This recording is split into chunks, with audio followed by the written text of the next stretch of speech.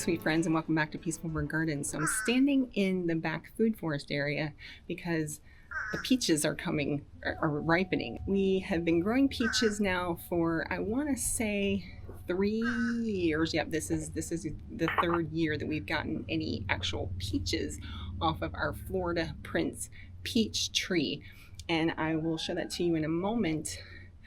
I didn't prune her the greatest last summer. As a matter of fact, I over pruned and then I didn't maintain that pruning.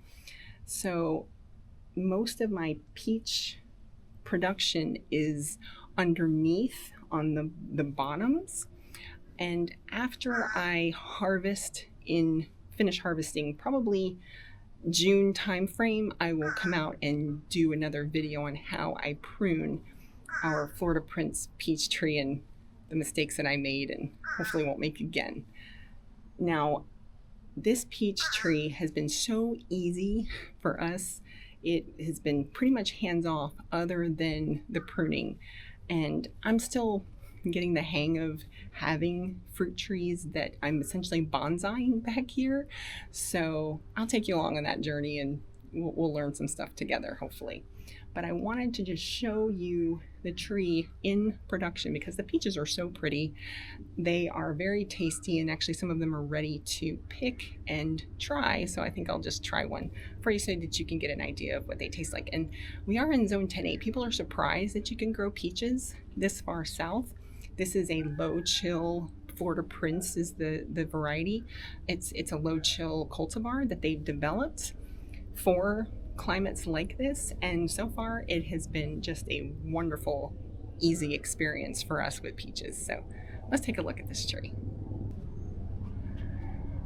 All right, my sweet friends, so this is our Florida Prince peach tree, and they go dormant in the wintertime. They lose all of their leaves, and that is when I prune for structure and keeping the center open, you know, making sure light comes in. I have trained this in a vase shape. That's what they call it. It's an open-centered shape. And I have very specific structural branches. And I apologize for the audio. I'm having to use the native camera's audio because we're having technical difficulties with our microphone setup. But I don't know if you can, aren't these just absolutely beautiful? So I grew up in South Georgia, and people always think Georgia peaches, right? Well, where I grew up, we had corn, we had peanuts, we had cotton. We didn't necessarily have peaches, at least not in our county. So when I found out I could grow my own peaches, I was very, very excited to do so. So there's our sweet little peaches. I'm going to show you what I did wrong. So I don't know if you can see all of this upright growth here, this upright growth, that's all water suckers, but they produced. Now, these peaches may not be the greatest. They may not end up as plump and wonderful as these peaches because all of this energy, it's all about energy, you guys. It's all about energy. And so she's only got so much energy. These may not form wonderfully 100%. So I pruned it very hard in the summertime last year. This is a structural branch. There's another structural branch there, structural branch there, structural branch. But I pruned it so hard that it sent up all of these water suckers in the fall, and I didn't control them. I was surprised as anybody that it actually put out fruit. By the time I realized my mistake, I was like, well, I think we're just going to wait and see how this goes. And it actually did. I was shocked that it produced fruit at all, but it did. It did produce fruit up here on these more straight up and down water sucker type branches. The peach flowers are absolutely wonderful. They're fragrant. They're quite showy when they show up, and I'll show a picture of that hopefully. And I also didn't thin these as well as I should have. There's a good three peaches, if not more, on that particular branch. And you know, there's two, I mean, don't do, this is more of a cautionary tale, you guys. Don't do what Dani did. Don't do what I did. Make sure you thin, because the peaches will probably be larger if I were to thin them. But you know what? I find it hard. I find it hard once I see little peaches on there to actually remove them. But as the production increases, I will get better about that sort of thing.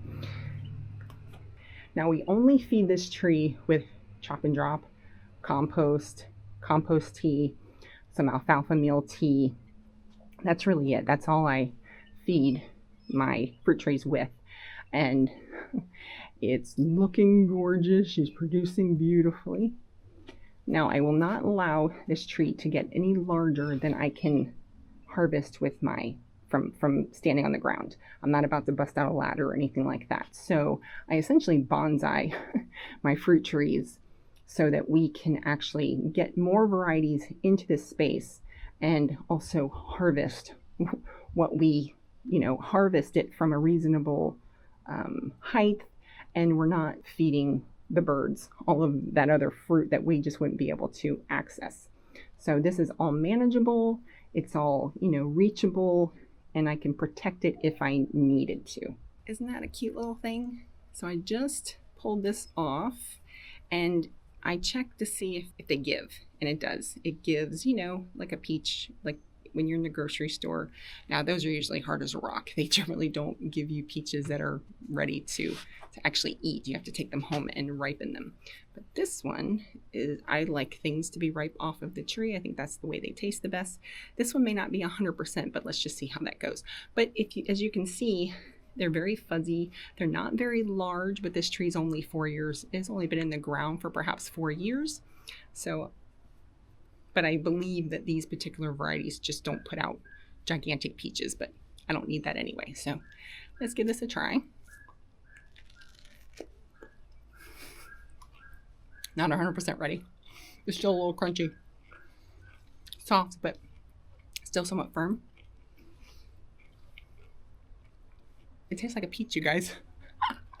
I know you're so shocked, but it's delicious. It's got that very, very wonderful peach that you think of flavor.